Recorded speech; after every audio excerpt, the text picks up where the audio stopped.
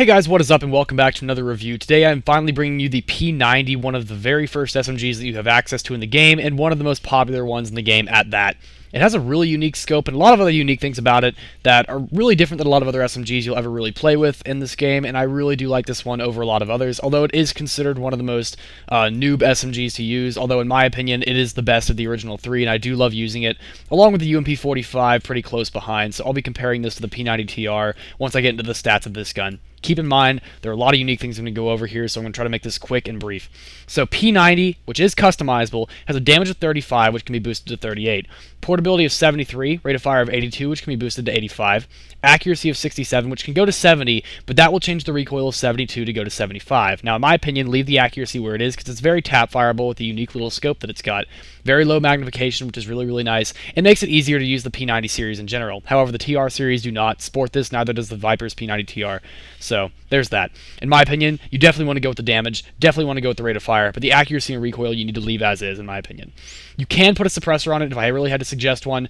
Might as well go ahead and put on an S3 because the scope is actually really, really useful on this gun, in my opinion, and I try not to have it screw up my recoil pattern, so I try to stick with the S3 suppressors. I find it really useful, though. The P90 series in general is a big headshot magnet gun, so you really want to stick with trying to aim for the head. Keep your reticle a little above the body chest point, you'll almost always be guaranteed a headshot. One thing that's nice about the P90 series in relation to a lot of other SMGs, excluding some NX standard ones which mostly revolve around this kind of recoil pattern, is that it almost entirely goes side to side. There's very little up and down to it, and this series is actually quite easily tap-fireable. It's almost like an assault rifle. It was one of the earliest assault rifle slash SMG combos, although it obviously performs more like an SMG than an assault rifle given its class of weapon. It does have an ammo capacity 50 of 50, and this is both an upside and a downside. The upside is you get a lot of extra ammo per mag, but you have less ammo overall. You have 100 shots total instead of the 120 that most SMGs by default have. Now, the PP19 does fix this, but in return has a little more recoil, and actually that's a lot more recoil. It does have 65 of 65 shots. You have a lot of extra ammo per magazine. However, you are limited to the point where you have only 135 shots total, which is kind of a big pain in the ass because, you know, reload rates are a little bit weirder. The reload rate is really fast for the amount of ammo it has, but it's lower overall. The P90 has that faster reload rate, which most people tend to like, so there's that. So you do have the extra ammo overall, which is awesome, but there are downsides with the PP19 series that the P90 series doesn't typically sport, so that's really nice. I'm going to be comparing this gun to the P90 TR since most people in this game don't go to the P90 SE rank, which is around Colonel, I do believe.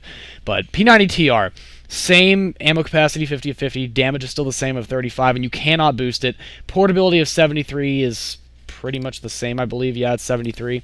Rate of fire of 82 is stuck at 82. Accuracy of 67 is stuck at 67, and the recoil is also the same. However, the P90 TR does have a suppressor on it.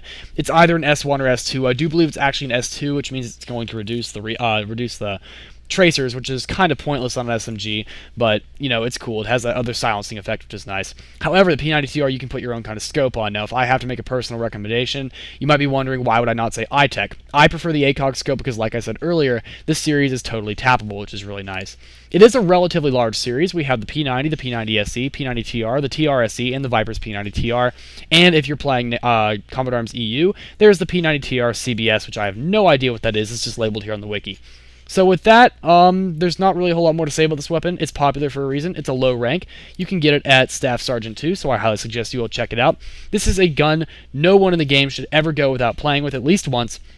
It's a great gun. I also highly suggest you check out the UMP and the PP19, since it's good just to have that kind of experience. These are older guns in the game, so it's nice to see your roots. But that's about all the time I have for a review today, guys. Thank you for watching. Please rate, comment, subscribe, and I'll see you next time. Shadolance out.